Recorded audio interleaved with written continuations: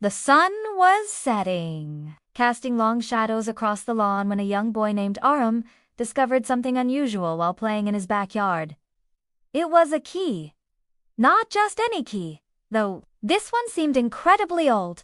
Its surface covered in dirt and grime, and it had an intricate design that Aram had never seen before. He looked around to see if he could find its lock, but there was nothing in sight. Confused and a little scared, he decided to follow the key's direction. It led him to the biggest tree in the garden, an ancient oak whose roots were as thick as pythons. At the base of the tree, he noticed something odd, a slight bulge in the ground that looked like a doorway. As Aram got closer, the key in his hand began to glow, and when he touched it to the bulge, it fit perfectly. With a loud creak, the earth split open, revealing a dark opening beneath the tree roots. Curiosity and a sense of adventure overcoming his fear, Aram climbed down into the hole. The air grew colder as he descended, and the only light came from the strange key in his hand. Suddenly, the key burst into bright light, illuminating a magnificent world unlike anything Aram had ever seen before. Glowing plants with bioluminescent flowers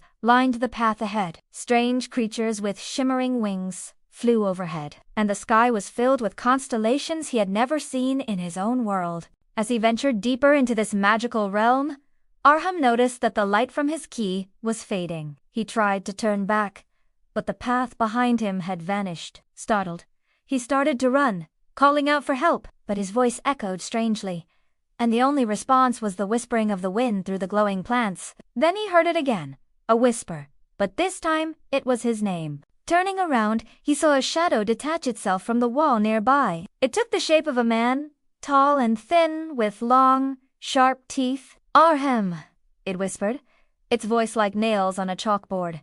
"Why have you come here?" Aram, frightened, tried to speak, but no sound came out. The shadow moved closer, and he could see more of its features, its eyes glowing red in the dim light. It reached out a hand towards him, and Aram instinctively took a step back. "Don't be afraid, child," the shadow said, its voice echoing in Aram's mind.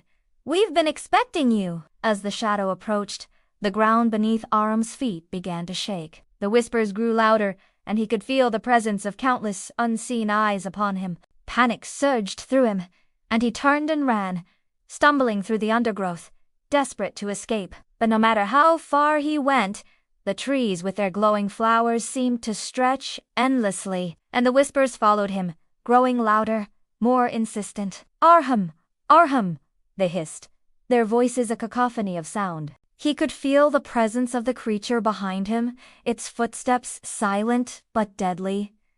And then he tripped. Falling to his knees, he looked back, his heart pounding in his chest. The creature loomed over him, its face inches from his. "You can't escape," it whispered, its hot breath on Aram's neck. "This world is yours now." With a sudden surge of strength, the creature lifted Aram off his feet and carried him deeper into the glowing woods. Aram struggled, kicking and screaming, but his cries were swallowed by the whispering trees. As the creature carrying him walked on, the ground beneath them rumbled, and the trees swayed, their glowing flowers dripping a strange viscous fluid. Aram looked up at the sky, but the constellations had vanished, replaced by a swirling mass of darkness. He realized with a growing sense of dread that this world wasn't welcoming him. It was trying to keep him forever.